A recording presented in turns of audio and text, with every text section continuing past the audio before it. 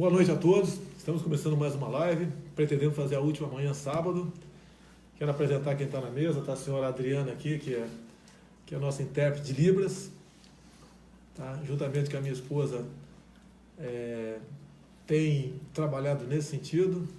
Aqui à minha direita, o general Augusto Heleno, quase foi nosso vice-presidente, mas é o nosso eterno vice-presidente de honra. Depois o Flávio, meu filho, candidato a deputado, candidato ao Senado aqui pelo Rio de Janeiro. O Eduardo lá na ponta direita. Primeiramente, né? Isso vai acabar no máximo aí em 25 minutos. E até porque logo depois tem Corinthians e Flamengo. A gente conseguiu o apoio dessas duas torcidas aí, para o primeiro turno. Boa sorte aos dois aí, não estou torcendo para ninguém, tá legal? Dizer aqui, antes de passar a palavra para o general Heleno, que o senhor Geraldo Alckmin vem dizendo que votar em mim é dar o passaporte para o PT voltar ao poder. Primeiro, a gente não vem aqui para atacar ninguém, criticar ninguém, mas o senhor Geraldo Alckmin tem que entender que por duas vezes o senhor Fernando Henrique Cardoso disse que num possível segundo turno entre Jair Bolsonaro e Haddad, ele e seu partido, com toda certeza Alckmin, ficariam com Haddad, ficariam com o PT. Agora, vamos lá. O que a gente quer transmitir hoje aqui? Umas poucas palavras de quem está do nosso lado aqui, para que eu entre depois na parte mais importante dessa live aqui. Eu quero passar rapidamente a palavra ao general Augusto Heleno, e ele vai falar alguma coisa sobre política, não mais que 2 minutos, até para dar um aquecimento, e nós então voltarmos a esse assunto. Olha, é um prazer muito grande estar aqui, e eu vim para comentar um pouquinho, para que todo o povo brasileiro reflita sobre a volta do PT ao poder. O PT na oposição é até um partido bem eficiente. Ele fala em grandeza nacional, ele quer defender os pobres, ele governa para os necessitados. Só que quando ele chegou ao governo, ele passou 15 anos sem fazer nada do que ele pregava. Foi um desastre o seu governo. Primeiro, campeão de obras inacabadas. Depois, conseguiu gerar 13 milhões de desempregados. Quebrou todos os fundos de pensão. Desorganizou a saúde e a educação. E pior, rompeu com os valores básicos da família e da sociedade brasileira. E o mais interessante é que o seu candidato, que é o poste do chefe da quadrilha, ele tem o cinismo de fingir que o PT não passou pelo poder. Tudo que está acontecendo no Brasil hoje é culpa do governo Temer. Eles não estiveram no governo, eles estiveram governando a Esboslávia. Conhece a Esboslávia? Eu também não conheço. Mas eles governaram na Esboslávia e estão trazendo tudo que eles fizeram de bonito na Esboslávia para o Brasil. Vamos parar de tanta sem-vergonhice, de tanta mentira. E, povo brasileiro, vamos pensar, trazer o PT de volta para o poder é algo impensável. General, só faltou uma coisa. Está no plano de governo do PT, combate à corrupção. E daí? Isso aí é o cúmulo da carnaval. Aí piada, realmente, né? É piada. Essa é piada pronta. 1 minuto para o Flávio, candidato ao Senado aqui no Rio de Janeiro. Está em segundo lugar, mas está sendo acossado pelo terceiro. E amanhã é o último dia para pedirmos voto, né? Então, 1 minuto para o Flávio aqui, falar sobre a sua campanha ao Senado aqui no Rio de Janeiro. Bom, boa noite a todos. Uma honra falar com vocês. Muito obrigado, né, por todo esse carinho que tem tido com a gente nas ruas. Certamente me abraçando, muitas pessoas se sentem abraçando também o meu pai. O presidente, o próprio Datafolha, né, um instituto que a gente desconfia muito, desqualifica sempre o resultado, já nos coloca em primeiro lugar aqui no Senado, onde nós votaremos aqui para 2 candidatos. Então já estamos em primeiro lugar, mas sempre há o risco, obviamente, esse contexto que acontece no Brasil, de escolher o lado do bem com Bolsonaro ou o lado das trevas com o PT. Aqui no Rio também tem acontecido com relação ao candidato do PT. Então muitos ainda não sabem que eu sou candidato ao Senado. Eu peço a todos vocês, que caso possam ajudar a divulgar, para que possamos aí ser um braço forte do Rio de Janeiro, em contato direto com o futuro presidente, para fortalecer o nosso estado. Um abraço a todos e daqui a pouco eu levanto aqui para dar lugar ao nosso candidato ao Senado em São Paulo, Major Olímpio, que tem o mesmo número que eu, 177. Boa noite a todos. Ô Flávio, o candidato do PT ao Senado no Rio de Janeiro está solto? Está solto e pegando instrução no presídio. Né? Então, como o Haddad também pega instrução com o chefe da quadrilha condenado por corrupção Lula, aqui também, né, o Lindbergh vai pegar instrução com um cara que está preso. O Rio de Janeiro não pode passar essa vergonha. Então, reforço, peço seu voto para o Senado, Flávio Bolsonaro 177. Vou levantar aqui para dar lugar ao Major Olímpio. Boa noite. Bem, no dia de ontem, assisti apenas um pequeno pedaço aí do debate na Globo e assisti atônito Boulos e Haddad falando que eu quero acabar com o 13º, com o fundo de garantia.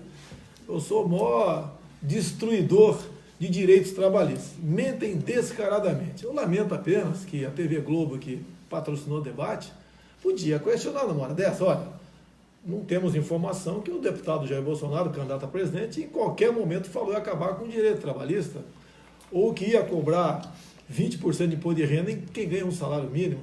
Ou seja, mentira em cima de mentira. Mais uma mentira foi jogada hoje junto a um público, Eduardo, um público bastante grande. São as pessoas que têm deficiência, que teríamos votado no passado um projeto contra eles. Então, quem lançou esse fake news foi a mãe do Vivier, cujo garoto, né, tem um site onde ele esculacha os valores familiares, prega contra Jesus, contra evangélicos. É aquele humor que não é sadio, que ninguém pode concordar, zombar da fé de quem quer que seja. Então, Eduardo, rapidamente, explica aí um minuto o que é esse fake news da mãe do Vivier, que teríamos votado, eu e você, contra portadores de deficiência física. Na verdade, ela escreve um texto falando da Lei Brasileira de Inclusão e diz lá que eu e Jair Bolsonaro votamos contrário ao projeto, o que é uma mentira. Nós votamos favorável, tanto que o projeto foi aprovado de maneira unânime, só que no final do post dela, ela coloca um link do site da Câmara. Então, quem clica ali, acha que aquilo é verdade. Só que o link te direciona não para a votação do projeto, mas para a votação de um destaque. Destaque esse que queria incluir na Lei Brasileira de Inclusão um jabuti, falando no meio do texto para deficientes, falando ali sobre orientação sexual, ideologia de gênero, e aí é óbvio que a gente não pode aceitar um jabuti desse numa lei tão importante quanto essa. Então é uma fake news dita pela senhora Olivia Byington, que é a mãe do Gregório do Vivier, essa pessoa que o Jair Bolsonaro acabou de descrever.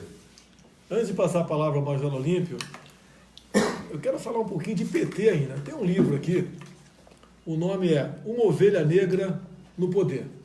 Quem escreveu esse livro não foi o general Heleno, nem eu. Tô fora. Não foi ele. Quem escreveu o livro foi o ex-presidente do Uruguai, Pepe Mujica, que integrava o Foro de São Paulo com o PT. Então, no livro, na verdade, é um livro muito interessante, mas tem duas páginas, 198 e 199, que fará com que você entenda perfeitamente o que é o PT e qual a sua proximidade com Cuba e com a Venezuela. Que quem escreve é o Pepe Mujica, não temos que duvidar dele. Bem, então, nessas duas páginas, 98 e 99, Pepe Mujica diz do plano de Dilma Rousseff para afastar o Paraguai do Mercosul, de modo que pudesse entrar a Venezuela no Mercosul. Um avião saiu de Brasília, com toda certeza um avião da Força Aérea Brasileira, não tenho certeza, mas só pode ser, como ele diz aqui, foi buscar um preposto, um homem de confiança do Pepe Mujica, que era o presidente do Uruguai. Ele veio, então, para Brasília e começou a conversar com ele, passando instruções para ele. E ele começava, então, a anotar o que ia entregar ao Pepe Mujica. Da Dilma Rousseff fala em dado momento: rasga esse papel, essa reunião não existiu. Ele rasgou o papel e ficou prestando atenção em Dilma. Bem, nessas duas páginas, agora vem o que há de mais grave. Ela, Dilma Rousseff, passa documentos, filmes, degravações telefônicos, para que esse preposto Mujica levasse para Mujica essas informações para que ele pudesse, então, colaborar em afastar o Paraguai do Mercosul para entrar na Venezuela. Detalhe, toda essa documentação colhida, conforme diz aqui Pepe Mujica, foi colhida através das inteligências cubana e venezuelana. Resumindo, Pepe Mujica diz que Dilma Rousseff tomava decisões de Estado dentro do Palácio do Planalto, ouvindo as inteligências cubana e venezuelana. Então, daí dá para se sentir um pouco o que é esse governo do PT. Qual a aproximação deles, com que países que eles faziam grandes acordos, via Foro de São Paulo, para exatamente ter uma hegemonia em toda a América do Sul.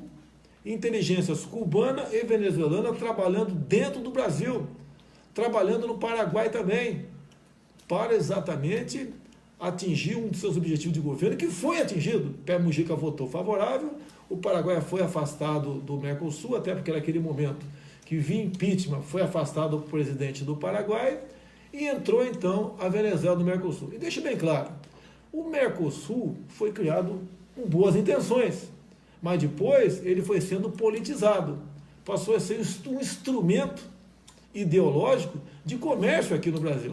Até essa questão, quando via instrução normativa, o Brasil assina uma instrução normativa com o Equador para importar banana do Equador diretamente para o CEAGESP em São Paulo. Vocês podem perguntar, né? Vamos fazer comércio com o mundo todo, nós somos liberais, mas cadê a lógica, general, de importar banana do Equador? E a banana começou a chegar já, então, a instrução normativa de 2014, começou há pouco tempo chegar no CEAGESP em São Paulo. Ela dá uma volta de 10 mil quilômetros via Canal do Panamá para chegar no Porto de Santos. Até temos um candidato agora, lá do Vado Ribeira, um tal de Baber, né, que integrou a Associação de Bananicultor do Vado Ribeira, que várias vezes conversou comigo sobre esse assunto, tive 2 vezes conversando com ele lá. Ele é um dos nossos candidatos a deputado federal por São Paulo, espero que o pessoal do Vado Ribeira dê o devido apoio. Lógico, se eu for presidente, na canetada, né, chamo o ministro da Agricultura, que vai ser ministro da Agricultura e Meio Ambiente, um super-ministro, e ele, uma canetada, a gente faz o devido contato com as embaixadas, obviamente, e bota um ponto final nisso. Mas o Baber é importante, porque, afinal de contas, né, o Vado Ribeira não é apenas problema com a importação de banana, não. Tem questões ambientais terríveis, tem questão da indústria da marcação de terras indígenas, que está se fazendo presente com muita força na região, querem acabar com o Vado Ribeira. É uma região pobre de São Paulo, tem uma economia baseada na banana, tem o Rio Ribeira de Iguape, cuja grande parte da plantação é na várzea do Rio Ribeira de Iguape. A cada 2, 3 anos existe uma enchente lá, é ciclos, acaba com essa cultura, que novamente o pessoal plantar tudo novamente. Bem, resumindo, Pepe Mujica, o pessoal está entendendo, então, o grande problema que nós temos. A edição normativa da banana do Equador é a mesma coisa.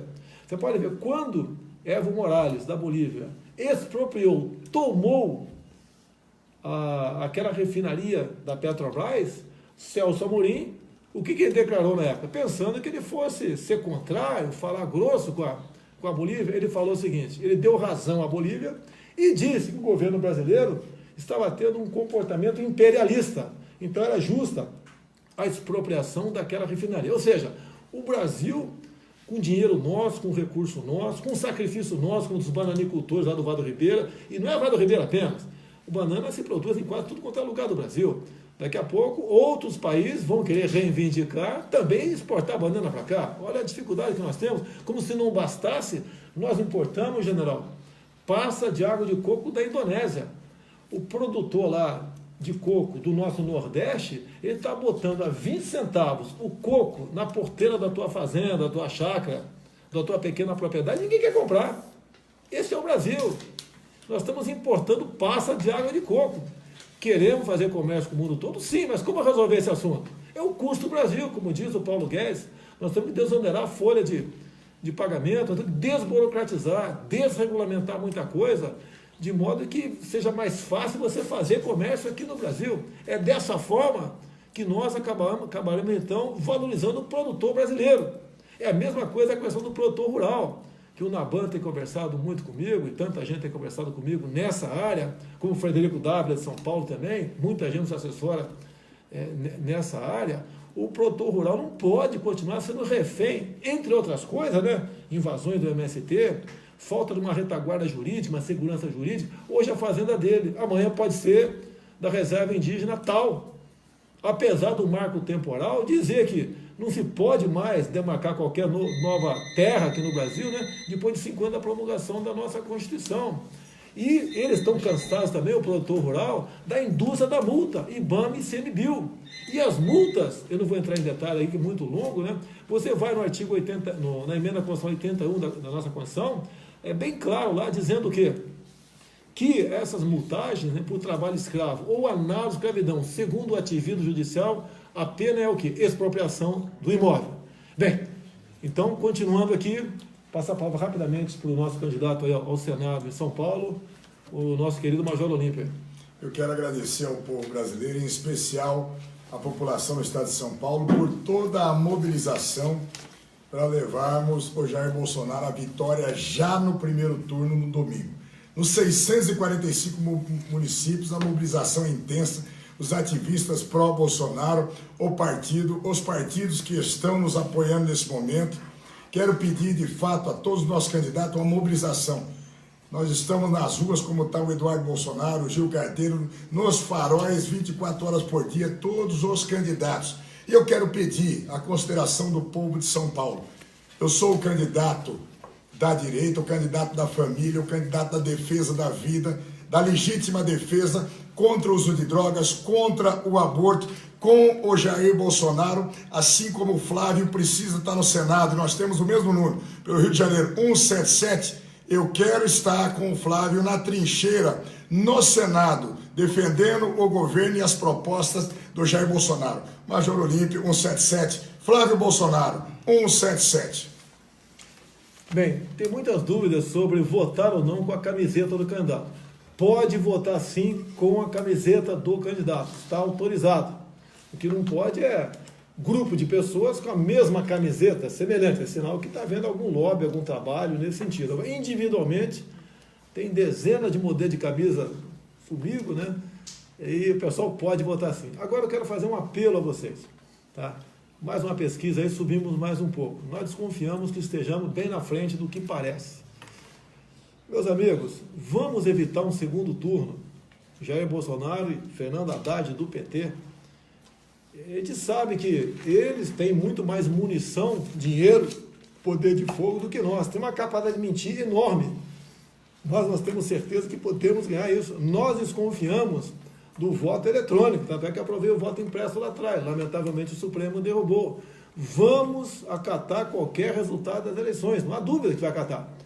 Tá certo? Logicamente que não temos uma forma, né, de fazer uma auditoria. O Supremo derrubou o voto impresso, era 5% apenas, mas era uma maneira de, mais que uma pesquisa, com as urnas pulverizadas, como o ministro Fux tinha decidido há pouco tempo, espalhada por todo o Brasil, daria assim para fazer uma pesquisa. 5% das urnas é muita coisa, seriam alguns milhões de pessoas que estariam, então, tendo a certeza que votou naquele candidato. Então, o que a gente pede, com todo o respeito que eu tenho aos demais candidatos, sem citar nome aqui, tem bons candidatos aí, tudo bem, mas votar nele é insistir, é fazer com que se jogue isso para um segundo turno. Ele não vai chegar, que pese o seu candidato estar com 2, 3, 1, 5, 6%, sendo um bom candidato, ele não vai chegar. A gente pede o voto útil, porque é melhor adiantar agora do que deixar para o possível segundo turno. A gente sabe que esses caras podem fazer, tudo pode acontecer.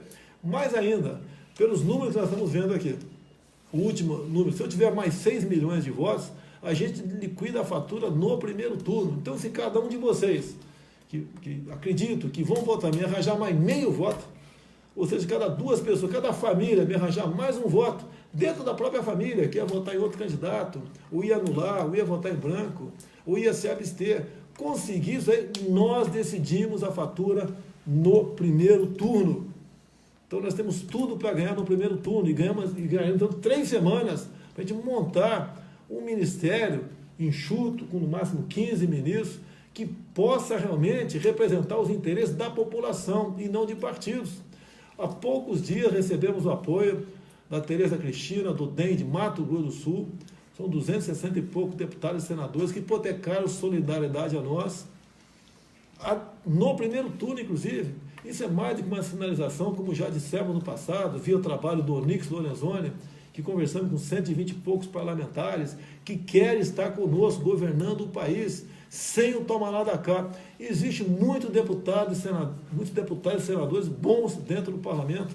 São essas pessoas que estão se chegando para o nosso lado e não querem mais participar, fazer política, né, como outros fizeram até o presente momento. Então, o voto útil, eu apelo a vocês, assim como apelo aqui para o... E fechar essa candidatura no primeiro turno significa uma grande economia para o país e vai permitir que as coisas sejam tratadas com maior antecedência, o período de transição fica maior. Isso vai dar um respiro muito grande para a sociedade brasileira. Pensem nisso. Eu estou aqui com o Gil Diniz do meu lado também, é um dos candidatos nosso a deputado estadual de São Paulo. Que apelo que eu faço? Nós temos uma página, bolsonaro.com.br. Você abre, ali tem as 27 unidades da federação. Se você for, por exemplo, da Paraíba, tu clica lá.